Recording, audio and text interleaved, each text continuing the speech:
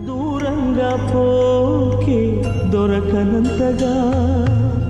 తిరిగొచ్చే దారి తెలియనంతగా భూమాత ఒడి చేరి నా భారం దించావా చూస్తూనే చేజారి ఎదకోతే పెంచావా మీ డాడీ రెక్కలు విరిచావా మెట్టింటికి పంపేదాకాగలేక మట్టింటికి వెళ్ళిపోయావా శాశ్వతంగా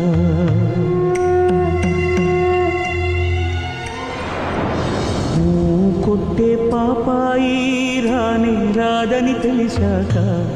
కథలన్నీ కంచికి పోవచ్చిన్నబోయి పడుకోవేమంటూ ఎప్పుడైనా నిన్ను కసిరానా అయితే చూడండి